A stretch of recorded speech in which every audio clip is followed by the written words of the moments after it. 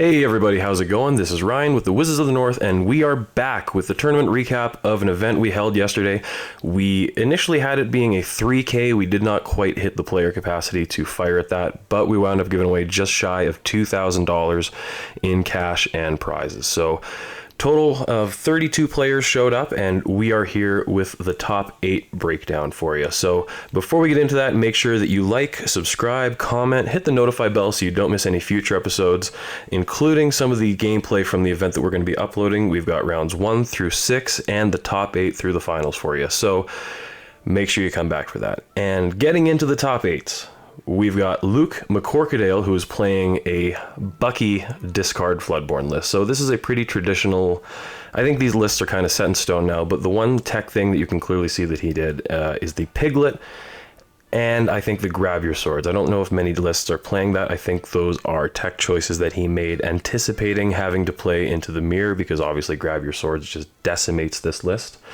And Piglet tells me that he was anticipating having no hand, having to challenge into ready characters like Bucky. So pretty cool list, pretty interesting tech options. The Morph is in there as well, the Ursula for double singing. So just a lot of really cool steel and green cards. And yeah, Luke is usually in the top 8 of these events that we're holding, and really cool to see him in the top 8 again here.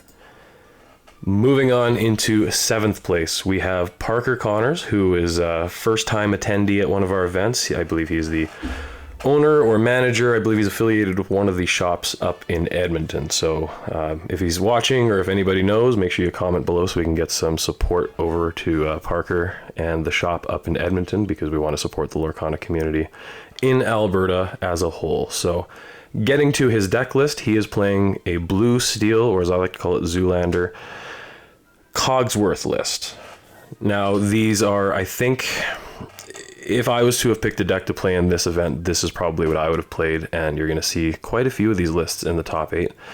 Now, the one card that I absolutely am in love with is the Aerial Treasure Hunter. I think she is just a fantastic card with Lucky Dime and, Fortisphere, Popsicle, Fishbone Quill. You're going to have items for days. Really, really cool list. Really, really cool to see fresh faces in the top 8. So congratulations to Parker, and hopefully we will be seeing more of him around in the future. Moving on into 6th place, we have another blue steel deck, our friend Matt Paskovich. So a new face in the local scene here, but he's quickly climbing the ranks as a very good player. He's got, again, very similar list to Parker. He's running 2 of the aerial, and then outside of that, a lot of the stuff is fairly similar. I noticed that he is running the cannons, or whatever it is, on the RLS Legacy. So pretty cool tech option there.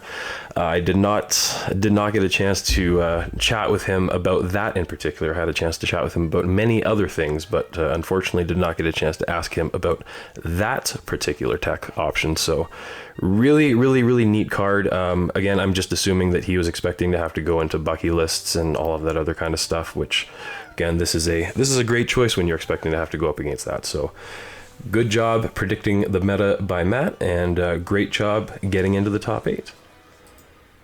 Moving into 5th place, we have our buddy Matt Mullins, who is playing his deck that he called Diablo Bad, which I take personally, but we won't get into that now. And again, we've got another blue steel, similar list as the last couple that we've seen.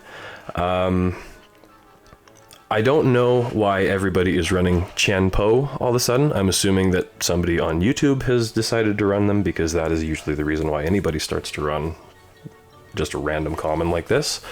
I'm not sure what he's doing in this list. I'm assuming he's there to protect Ariel and some of your other big pieces, but outside of that, he just very easily dies to Medusa, so I don't get it.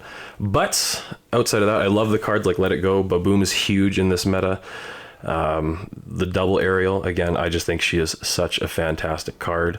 Cogsworth is always a problem. Again, as a traditional Emerald Steel player myself, I absolutely hate seeing Cogsworth, especially when they get that double Cogsworth down. You might as well pick up your cards and scoop.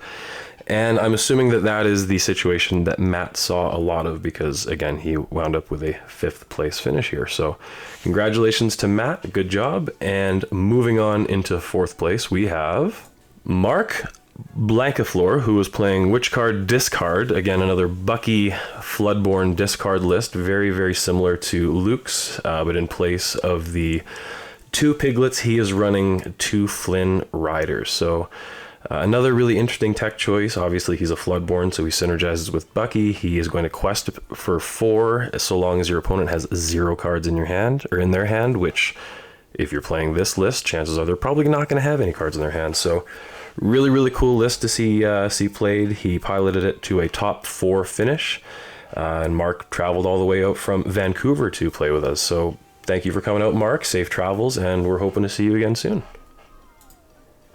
Moving on into third, we've got Jay, who is playing Sav Jay-Z is Innocent. Now this is, again, another blue steel popsicles list with Chenpo 2 aerials. So we like to see the 2 aerials. Detective Mickeys, the Tamatoas. Yeah, looks like these are pretty standardized lists as well. So really, really neat list. Really, really cool to see it piloted. Just a very, very, very, very smart meta call, I think. And then moving on into our finalists, in second place, we had a good friend of the channel, Brian Ziemba, who did not submit a deck name, so we had to come up with one for him. Sorry, Brian.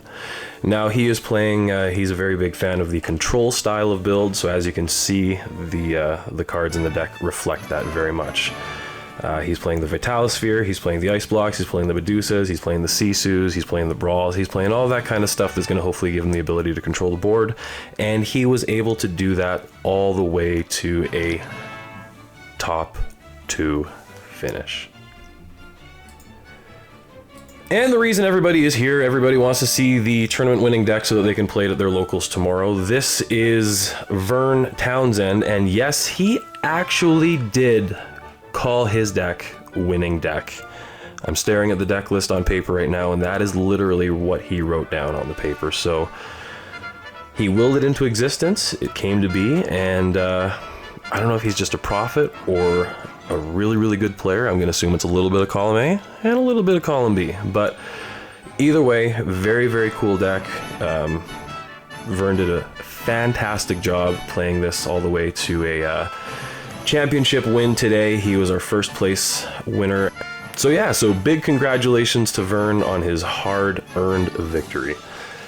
Thank you everybody for tuning in. These were the top 8 deck lists from our most recent event. We will hopefully be holding another one before the summer is out. We will see. Things are going to be dependent on how life goes, but until then, please stay tuned. We are going to be having some gameplay for you guys coming up. Hopefully coming up on Monday. We're going to try to get that going for you with round 1 all the way through to the final. So make sure that you do the like, subscribe, comment, notify, all of the YouTubey things, or as Derek would say, do the doobly-doo. And until next time, my name's Ryan. We're the Wizards of the North. See ya.